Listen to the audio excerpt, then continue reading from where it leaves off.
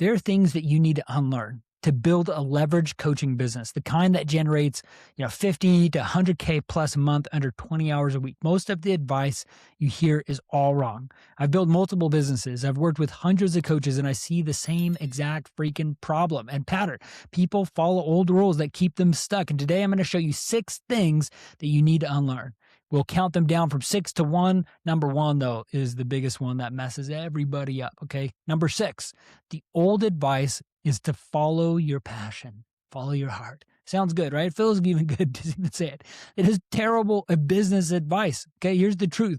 You need to follow the actual problems, not your passions. A huge number of businesses fail because they build something nobody wants, okay? Your passion does not pay the bills, okay? Solving a painful, expensive problem does. When I ran my marketing agency, my passion was building brands and websites. I even remember telling myself, man, if I could just build websites all day, I'd be the happiest person alive. And I liked it. But look, I realized that people didn't pay just for beautiful logos or websites. They paid to solve actually lead problems. They needed more conversations, more people in the doors. They needed systems to generate this revenue or donations in my part because I was working with a lot of nonprofits. Okay. The moment I shifted, though, my focus from the passion of me designing to the problems with, leads, okay, the business really started taking shape and taking off. Okay. Find a problem that a specific group of people that they have and actually try to figure out how to solve that and build your offer around that. Okay, the passion comes from seeing lives impacted because you're solving those huge, big problems that they actually need. Okay, here's number 5. The old advice is that you need to be well-rounded in everything. Okay, you need to be good at marketing, good at sales, operations, and finances. And this is a huge trap. We think, oh, we're competent, we can do it all. But here's the new rule that you need to know that you need to start looking at. What you need to know is that you got to figure out what you're bad at. Okay. The goal is to be average, not to be average at 10 things, but the goal is to be world class at 1 or 2 things and be dominant in those things. And that's actually what drives your business forward. And that actually where most coaches will actually succeed is that they can focus on like creating good content, closing conversations. That's it. Okay. That's the biggest leverage point. Spend 80% of the time there. And for everything else you delegate or automate or just you probably don't even need to do it. Okay. I have a member in my automatic freedom accelerator and he joined me. He was making, right around 10K a month, but he's also like slaving away at this, like working 60 hours plus a week. He's doing this. He's doing his own bookkeeping, his own designs, publishing, editing, graphics, everything. And he's well-rounded. Like it wasn't bad, but he just started getting burned out. And he was like, man, I don't know how, much we can do this. I started helping him delegate everything except focusing on the sales and recording content. And within 60 days, not only made a lot more money, I think it was like 30 to 50K. He was also working half the hours. Heck yeah, that's the lifestyle. Okay. Stop trying to fix your weaknesses. Okay. Double down on your strengths and delegate, eliminate, or just don't do it. Okay. Number 4, the old advice is to hire slow and fire fast. Okay. It's cautious. Maybe it's even careful, but in today's world, like things move so quick. And if you don't hire right, they're gone. Okay. Try to find these, players. The rule's different, like hire fast, test fast, fire fast. Okay. The best talent gets hired up in days. Okay. Not months. When you need to hire, when I try to hire teammates right now, I knew the best ones would be gone pretty quickly. And I did not like spend weeks and weeks in interviewing hundreds of people. I got it real clear on the role and expectations, right? I had the applicants submit even a 1-minute video. So I kind of knew their vibe and their culture that I'm trying to build, gave the top 3 paid ones in that like test projects. And then I just made the hire under a week. Okay. The bad hire will cost you. Like I've hired and fired too. So it's just how it goes. You don't know until you work with them. So, but like a slow hiring process just wastes everybody time. The person that they're hiring wastes their time. They're wanting to get to work and they're just sitting around, fidgeting here. Don't mess it up. Like don't miss the opportunity of losing them either because they'll jump at that. So here, I want to take a quick pause here. If these ideas are resonating with you, and you want the exact framework that I use to build leverage authority brands, I want to give you one of my playbooks here, one of the workbooks. It's a Scale Your Business workbook. It's my gift to you. Just send me in on DM. My handle is down below, Nathan Newberry. Send me the word scale, and I'll send it right over to you. It's my gift to you. I just want to give back a lot and hook you up. Okay. Back to it here. Number 3, the old advice is to learn from the best, right? Model the giants, the big names. This is a huge mistake. Okay.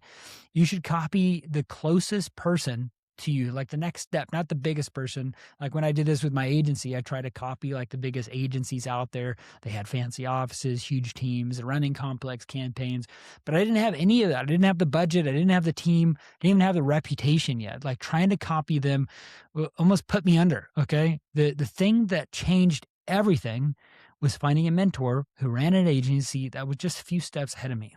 Okay. He showed me his simple plan, his offer, the team structure, everything, the playbooks he used.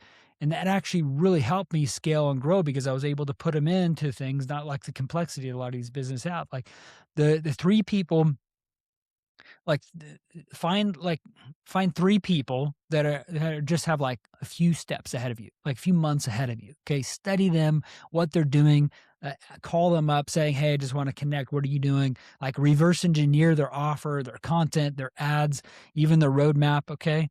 Number 2, the old advice is that you just need to work hard, right? Hustle mentality, hustle culture. Gosh, outwork everybody, they would say. This is the fastest path to burnout, okay? Where you aren't consistent with what your game plan is, and then you look like a failure because you're not being consistent. The new rule is this, okay?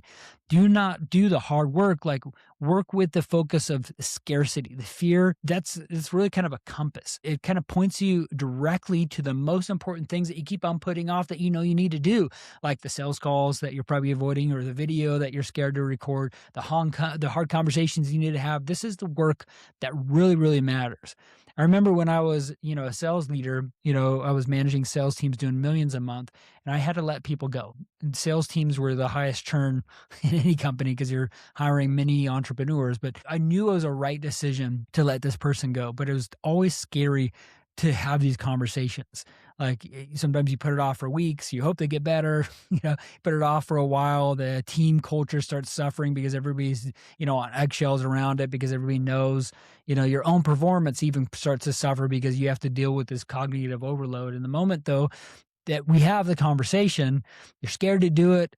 But once you do, everything starts getting better. Your productivity might fall off the cliff, after 55 hours of delegation, or, just putting it off. But it's not like about these hours of doing things. Like you got, come back to, you got to work scared. Okay. This is where growth is really at. Okay. Is focus on what those gut wrenching things are, and you're going to really be able to focus and dial in. Here is number 1. Okay. The biggest lie of them all, that you need to have actually a game plan before you start. Okay. This is the reality. Okay. The plan starts messy. Okay. No business plan actually survives a contact with the first member ever. Okay. The first version of, Automatic Freedom Accelerator program didn't start like it is today. Okay. It's super messy. Recorded a few videos, maybe a weekly group coaching call. It was imperfect, but I launched it anyways because I knew it was all about the reps, and I got feedback. I helped people one-on-one a little more closely, and then I was able to create more of a predictable roadmap for everything. Okay. And it really kind of speeds you up. Okay. So don't spend 6 months trying to make it so beautiful. Like seriously, I've seen people make 7 figures with no website. Like it doesn't have to be complicated, but you overcomplicate it. It's just how things go. We're humans doing that. Don't. Okay. Not you, not after watching this. The only way to find the right plan is to take action. Okay. Get your offer in front of these people, get feedback, get data, stop planning, just start doing. Just simplify. What do I need to do? And just do it. Okay. Launch when you're probably 8% ready. Okay. The market will actually give you feedback in this. Okay. So there you have it. This is everything you need. 6 lies that are holding you back. Stop following your passion. Stop trying to be well-rounded, hire fast, copy the person, not ahead, like super 1 step ahead. Work scared, start messy. If you want the framework we use to help members that scale to 50 to 100K plus a month, I want to give you the Scale Your Business Workbook. It's a gift. Send me a DM or click the link down below, and DM me the word scale, and I'll send that right over to you. Let me know in the comments, okay? Which one of these lies are resonating with you most? What are you actually going to stop believing today and beliterating these things and really getting it? What are the comments down below? And in the next video, the 3 metrics that you need to track in your coaching business, check these out.